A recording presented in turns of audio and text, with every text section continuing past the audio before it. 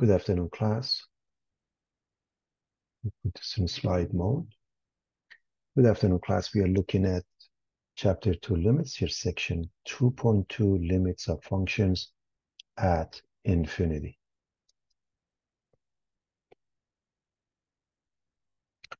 So we looked at limits of sequences, and now we're going to look at limits of functions at infinity. A quick recall of what we did. A sequence is an ordered list of numbers or function f, whose domain is the set of natural numbers. Limit refers to the long-term behavior of a sequence. And the limit of a sub n as n approaches infinity equals L. We say that a sub n converges to L. If it's infinity or negative infinity or dne does not exist, then we say it diverges.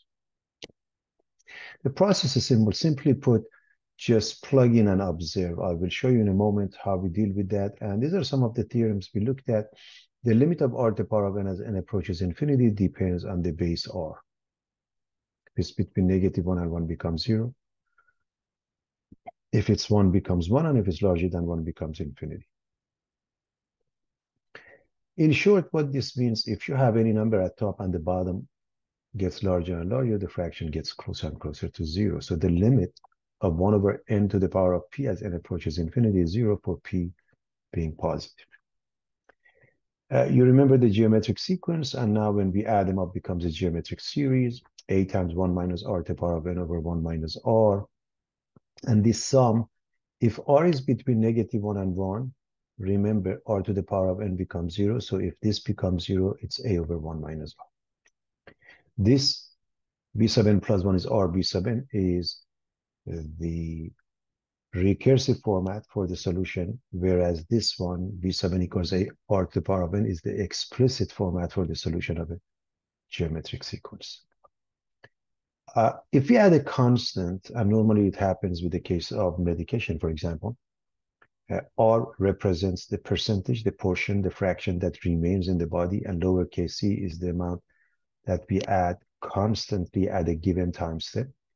We come up with the different formula than this one. It's a little bit more interesting. B sub n is a r to the power of n plus c times 1 minus r to the power of n over 1 minus r.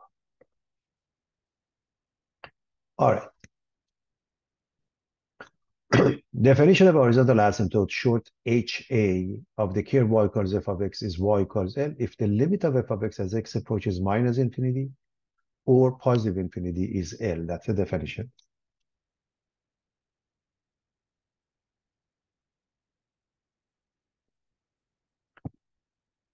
For example, the limit of 1 over x as x approaches infinity is 0, or this one we have seen it before. What this means for the function y equals 1 over x, and y equals 0 is the HA, horizontal asymptote. Let's look at a few functions we are familiar with. This is an exponential growth when b, the base, is larger than 1. When it's between 0 and 1 is an exponential decay. Notice as x goes to negative infinity, that means the limit of e to the power of x as x goes to negative infinity is 0. That means y equals 0 is a horizontal asymptote. The x-axis, or y equals 0. When x goes to infinity, f of x goes to infinity. That means when x goes to infinity, y goes to infinity. Remember, f of x represents the y coordinate in essence. In this case, when x goes to positive infinity, then the limit goes to 0. The limit of e to the power minus x, as an example, when x approaches 0. And in this case, again, y equals 0 is the horizontal asymptote. On this side, when x goes to negative infinity, y blows up to positive infinity. So the limit of f of x as x approaches negative infinity is infinity. Everybody remembers this function, the cube function, y equals x cubed. The limit of f of x as x approaches minus infinity is minus infinity, and the limit of f of x when x approaches infinity is infinity. Meaning, when x goes to infinity, so does y. When x goes to negative infinity, so does y.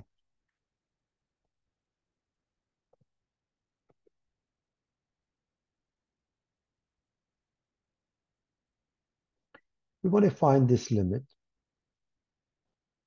And I'm going to quickly remind you, this is a rational function, and the technique that we used, we divide by highest degree term in the denominator. And you may remember from college algebra or pre-calculus, this is the general case where if the function is a sub n x to the power of n, which is a polynomial, over b sub m x to the power of m, and n is less than m, meaning the degree of the numerator is less, then the horizontal asymptote has the equation y equals 0. If n is equal to m, the horizontal asymptote y equals a sub n over b sub m, in which case just the coefficients take over. If n is larger than m, there is no horizontal asymptote because it tends infinity at that point. However, if n is precisely m plus 1, if you do the long division and write this as mx plus b, plus some sort of a remainder over the denominator, then we have oblique or slant asymptote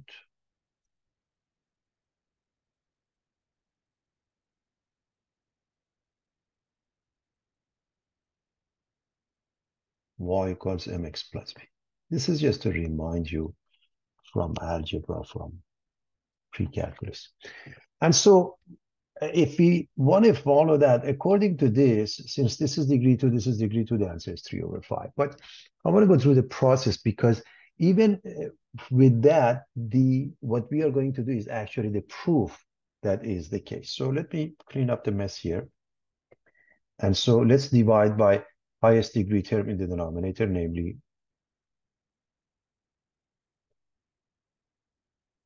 x squared. And then we make up 3 fractions for the top, 3 fractions for the bottom. When we do that, this becomes 3, this becomes minus 1 over x, this becomes minus 2x squared, and the rest of it. So at this point, you can see the answer, but I want to show you limit laws in case at least we've been exposed to it a couple of times. So the limit of the ratio is the ratio of the limit. So you put the limit at the top and at the bottom. Then the top has 3 terms. You cut it into 3 pieces with limits, the same thing for the bottom. And now, so this becomes 3, this becomes 5. Every piece here becomes a 0. And of course, 4 times 0 or minus 2 times 0 is 0. And so the answer is 3 over 5. And so your horizontal asymptote has the equation y equals 3 over 5 or 0.6. And as far as I'm concerned, class, you may go right from here to here.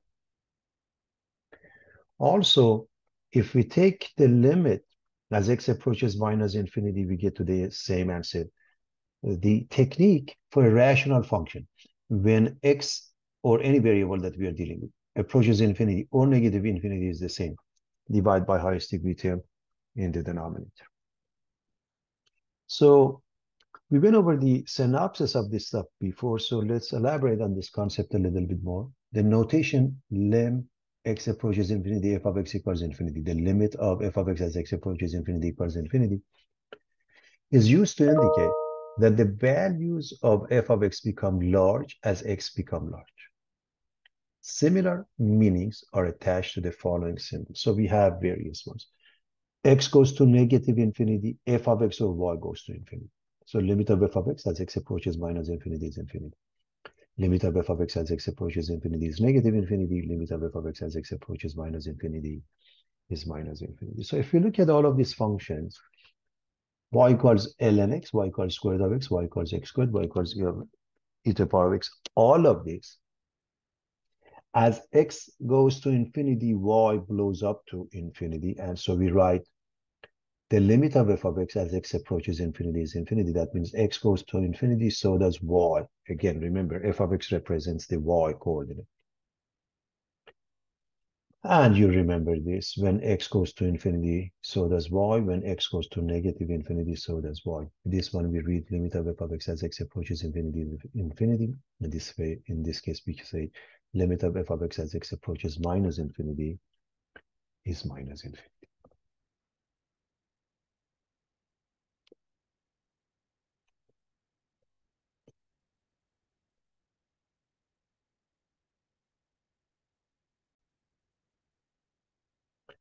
All right. To find the limit, in short, just plug it. So what happens when we plug it? The limit of f of x when x approaches something is any number, some number, you're done. The limit is 0 over a number. 0 over a number other than 0 is also 0, and you're done. The limit is some number over 0. Any number over 0, it either goes to positive or negative infinity, and I'll show you how to distinguish between the two. However, in calculus, most of the time, we end up with indeterminate forms. The limit of f of x as x approaches in some number is 0 over 0, infinity over infinity, infinity minus infinity. Please understand, this is not 1, this is not 1, and this is not necessarily 0. They can become any number. So, as far as I'm concerned, what is the meaning of indeterminate form? That means we need to do more work. We use our algebraic techniques to do the job. For example, if we look at this one, if you just plug in, you get infinity over infinity. And by now we know, in the case of a rational function, the technique is to divide by highest degree term in the denominator, which in this case is t squared. So divide everything by highest degree term in the denominator,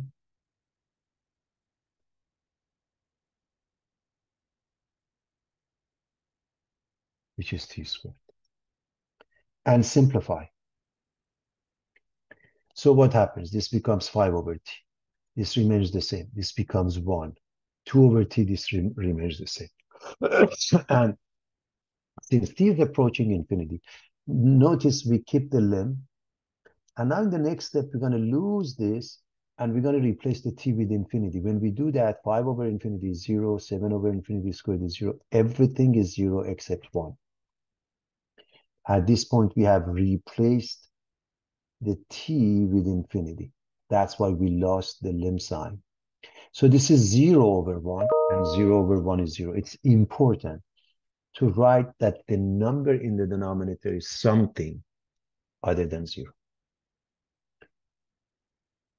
The second case, we are dealing with a rational expression, and the variable, in this case, t, is approaching infinity or negative infinity. The technique is the same. Divide by highest degree term in the denominator. That means divide by t. So what happens when we divide everything by t? This becomes t. This becomes 2. This remains. This becomes fine. This remains. We still keep the limb sign. Now we're going to lose the limb sign, and we're going to replace t with infinity. When you do that, this becomes infinity. This becomes 0. This becomes 0. So notice the top is infinity plus 2. Class, infinity plus 2, infinity times 2, infinity minus 2 billion, it is infinity. When you multiply it by any number, when you divide it by any positive number, it is still infinity. The only thing is, if this number was negative, we would have a negative infinity. You want to be careful of, otherwise, nothing to worry about. In this case, and before I move on, by the way, this was a rational expression. Remember, the degree of the numerator is 1, degree of the denominator is 2, which is larger, the result must be 0. It's the other way around, the result is infinity or negative infinity or equality.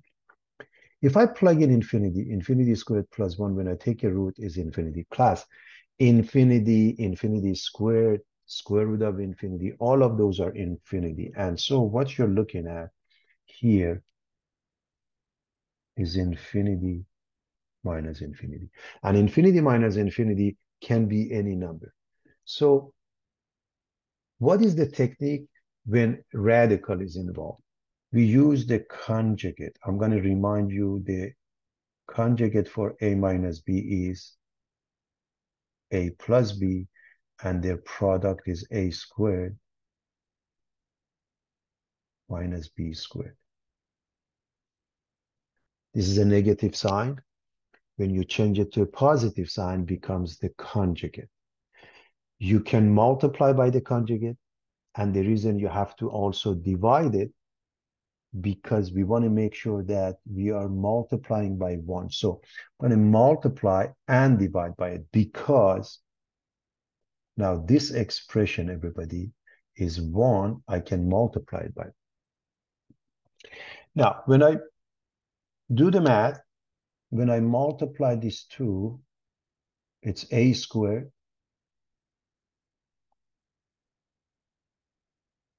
square root of x squared plus 1 squared minus x squared. The denominator, we don't touch it. So the top becomes x squared plus 1 minus x squared. These two cancel each other. And now it's important to realize that, again, when you plug in infinity, this thing becomes infinity, now plus infinity. So we have 1 over 2 infinity, or simply 1 over infinity, which is 0. So we prove this thing becomes 0.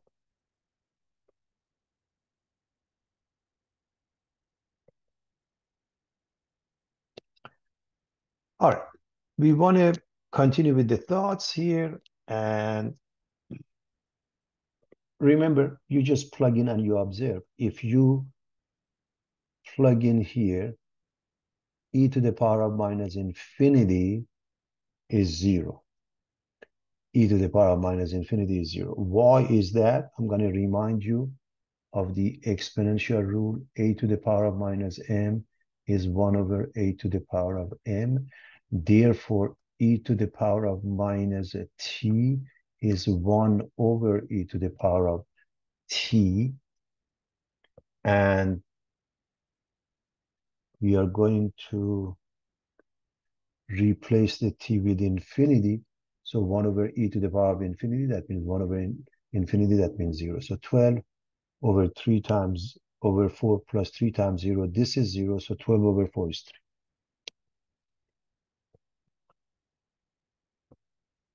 The second one, part B, if I replace the t with infinity, the top becomes infinity because it's 5 plus e to the power of infinity.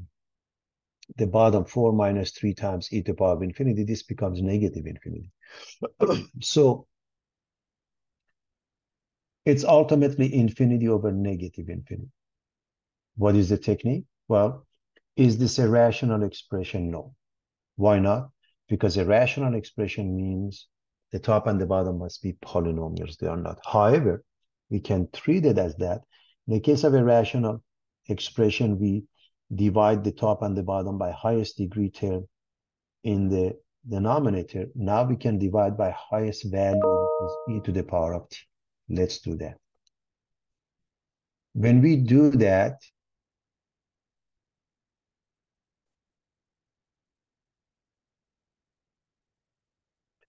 this remains, this remains, this becomes 1, this becomes negative 3. Now we can lose the limb and replace the t with infinity. 5 over e to the power of infinity, 4 over e to the power of infinity. This is 0, so is this. So positive 1 over negative 3 is the final answer, negative 1/3.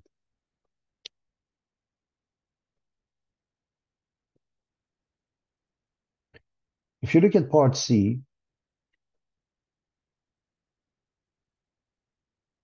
plug in, you get infinity minus infinity. You get infinity squared, which is infinity, minus infinity. So what is the technique? In this case, we factor the x out. When we do that, this is infinity minus 1. Needless to say, infinity minus 1 is the same as infinity times infinity is still infinity. And In the previous page, infinity minus infinity ended up being 0, but now it's infinity. And we can get some other numbers in some other examples you'll see it later on. We're dealing with a rational function, and the variable x is approaching infinity. The technique is to divide by highest degree term in the denominator, namely x. So divide everything by x. Divide everything by x. And so what happens? If we plug in, this becomes infinity. So we're going to lose the lim sign, infinity plus 1. This becomes 3 over infinity, which is 0 minus 1. And this is what's interesting. I want you to be very careful. The top is infinity. The bottom is negative 1. Any number makes it infinity, except, of course, we have to pay attention with the sign, and that becomes negative infinity. That's the only thing you want to be careful of. Again, if we go back to that concept that was mentioned, the degree of the top is 2, the degree of the bottom is 1. So because the degree of the top is larger, it goes to infinity or negative infinity. This made it go to negative infinity.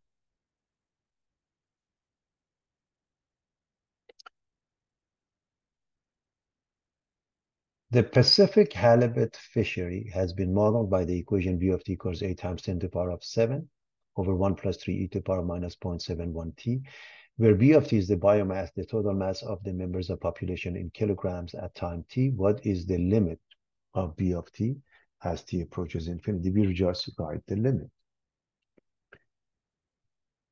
Can anybody give us the answer? What is this limit equal to?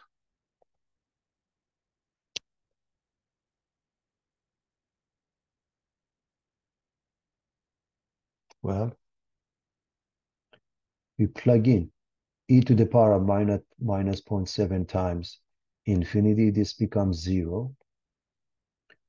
And the answer is 8 times 10 to the power of 7 kilograms, or 8 with 7 zeros, or 80 million kilograms. I want to make sure everybody understands how we arrive at it.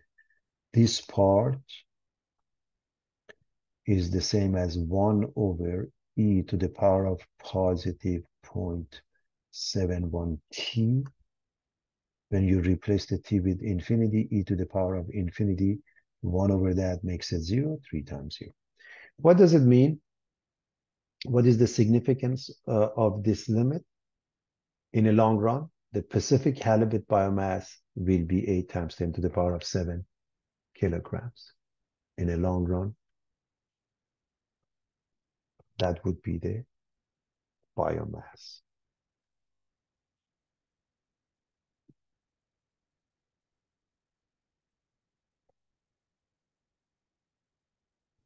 All right, we're going to look at the last question of this section before we move on.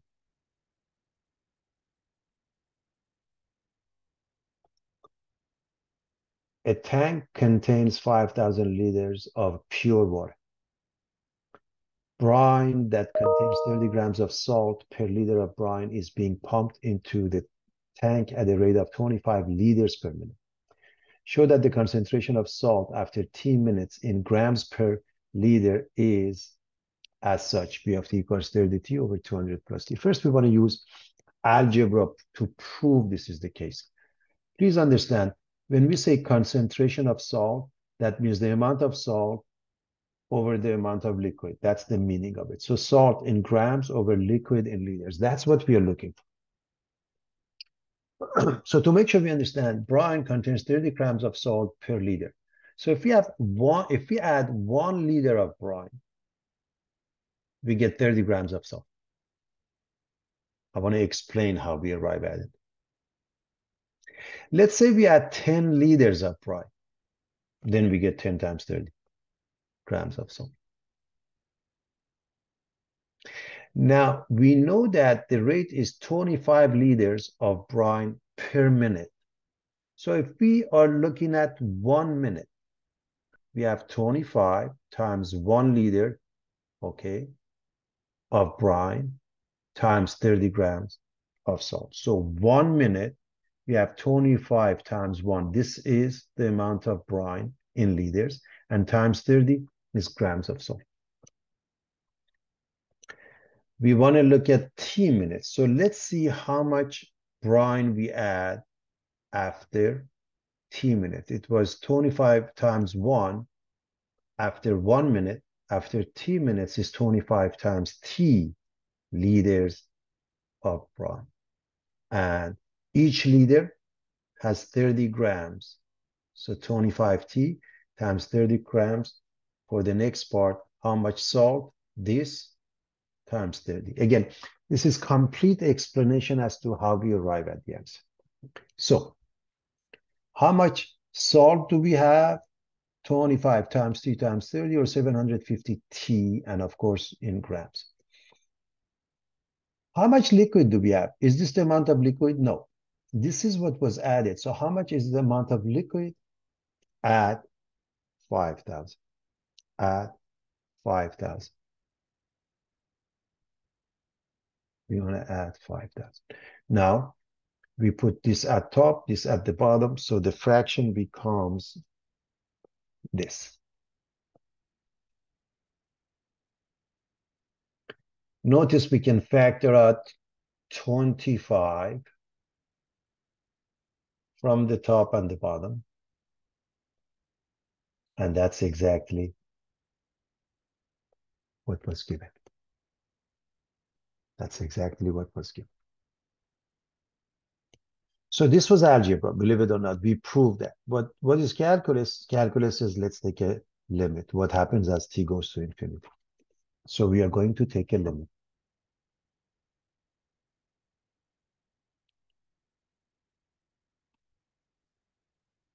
Can anybody give us the answer? We have done quite a few examples. Anybody has the answer?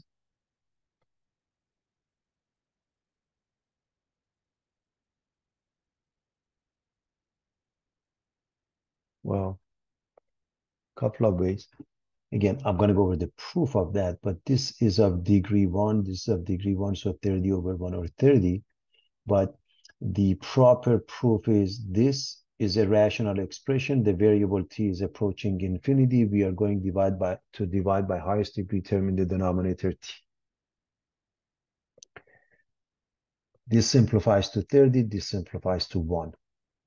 This, when t approaches infinity, this goes to 0. So 30 over 1, or simply 30 grams per liter. You always answer it with proper units.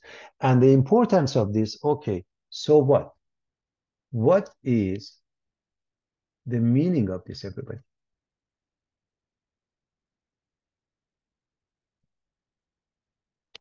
In a long run, all the liquid turn into brine. What do we mean by that?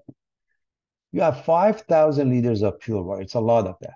However, if you keep on adding brine indefinitely, eventually we get so much brine that this is nothing in a matter of comparison. So look at the number. We had 30 grams of salt per liter of brine, and that's exactly what we get at the end here. So for all practical purposes, this becomes nothing in a matter of comparison.